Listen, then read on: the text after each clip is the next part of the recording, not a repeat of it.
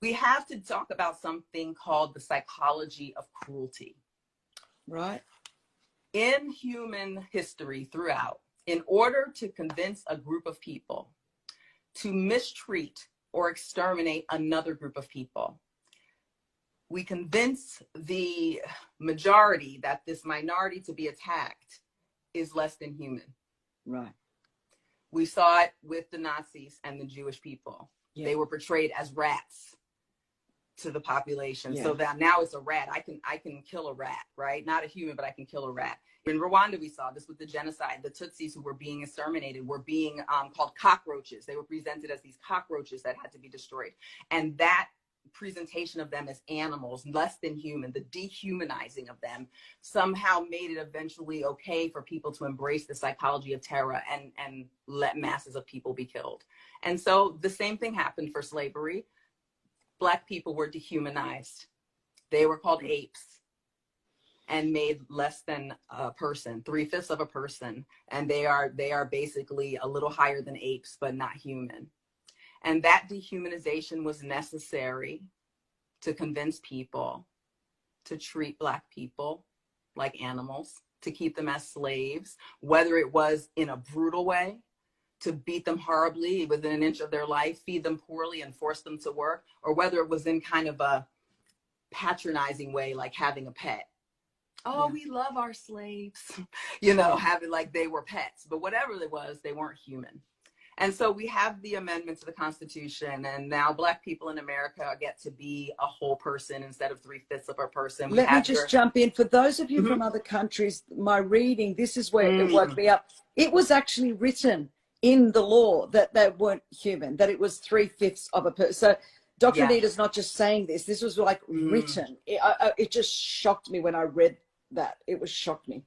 Yeah, and so even and just educating people about that who are out of the country, when we would do our census, and we have a census every 10 years where we kind of count how many people are in the country, and I'm sure plenty of other countries do that too.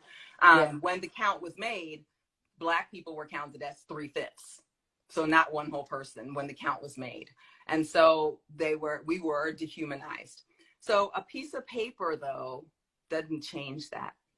Right. Remember I talked about how that implicit memory that gets in there, it's not spoken, it's nonverbal, it's an emotion space, but we absorb it and carry it across generations. Well, I talked about how we've carried great stuff into our faith, but guess what? We carry some ugly stuff too. And so after hundreds of years of dehumanization being a part of the culture of this country, the dehumanization of Black people, that they're dangerous, that they're superhuman strength, that they have an unusual capacity to handle pain. There were incredible, horrific stereotypes said about us, and that we didn't have hearts, and that's why you could sell off our children. It didn't matter. It wouldn't hurt us. It was like taking a litter from a dog and sending out the puppies. There would be no issue. Let me just pause because what you're saying, because it's so internal. I mean, it's just so part of what you know. But I'm saying, here I am. I came from another country, and when I started reading this stuff, I mean, you're just rattling it off. It took me 20 books to go, life. This is real. So just help people just for a couple of seconds to understand, how were these messages sent? All the things that you just said, that we were this and this, and where were those statements or implications made in American history? During slavery, they were very explicit. Yes. And we would see drawings with caricatures of Black men as apes. It was very explicit. And I would recommend everybody to please watch a documentary on Netflix called 13th. 13th gives kind of this long history of how the relationship between slavery and Black people after slavery and law enforcement evolved. It will blow your mind if you have not seen it and you really don't know this story. So please watch 13th. Right. But it was in images, it was in art, it was in movies that always portrayed Black women as servants and Black men as dangerous to white women, these sexual predators that were going to rape white women, and you had to control them with force. Or on the opposite side, we were these docile, the patronizing side was that we were these docile people who needed slavery to keep us safe, because we couldn't really handle ourselves in the world. So it was better to have us be owned and kept safe by our owners. So you have these two extremes. Some slave masters were just extremely cruel to these animals that had to be beaten and controlled. And then on the opposite end, you had this kind of patronizing relationship. I remember my daughter and I were in West Virginia. My son had gone to a basketball camp, and I like history, obviously. And I like to visit very old cemeteries in towns. And they're so interesting to me. And so we went to a cemetery there in Lynchburg, Virginia, and there was a statue to some Civil War heroes that were heroes to them for the Southern armies. But we saw a tombstone where a slave had been buried next to the master.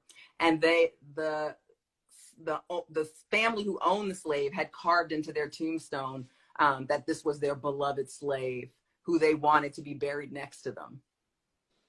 I was just like, really? I mean, even in death, this person has to be stuck next to this person who treated them like a pet at best and a wild animal at worst, but not as a human being. So we want to think that this was history, though, right? And Black folks need to get over this, and this was then, but it's not then for a couple of reasons. One, it isn't that long ago. Just want to point it out.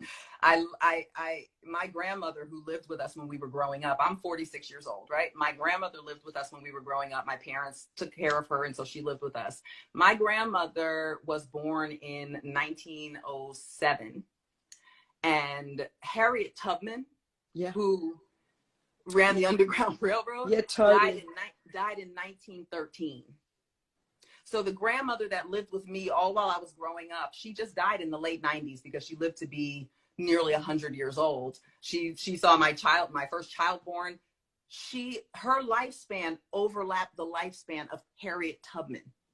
So first of all, it's not that long ago. I just want to point that out. But second, just like when I explained how the implicit memory of our African ethnic heritage was able to come through and still is seen in our faith. And we all thought that was so beautiful. Well, sorry to break it to you guys, but when you put dehumanization into a culture, after a while, you don't have to say anything. Wow. It can pass even without memory, just like these other belief systems. And so the American ethnic identity, which was created from some other ethnic identities and then added some spice to make it its own, some of what it added was slavery and the dehumanization of people who were viewed as Black. And you can't just peel it out. It sinks in, and there it is. And so it isn't about someone being explicitly racist. We're trying to get our hands on who's racist, you know, and there are racists out there. I'm not saying they're not, but our focus on trying to find people who are explicitly racist, like they're at home thinking about how to kill a Black person. That is almost a waste of our time in the sense that it's not going to solve the larger problem. The larger problem is this dehumanization because it's in the subconscious. And I want to share 2 research studies with you guys to hear about that. So in I believe it was 16, don't quote me on the year, but I'll post it later if people want. There was a study done on how Black children were viewed as compared to white children, specifically Black boys. They wanted to see if the innocence that is attributed to children was attributed equally to Black boys. And it turned out that it was not. And what they did was they had some police officers look at pictures of Black boys and white boys and explain and guess how old they were. And consistently, the police officers overestimated the age of the Black boys by about 4.5 years. Wow. That means I would see a 15-year-old and think they were almost 20. Right.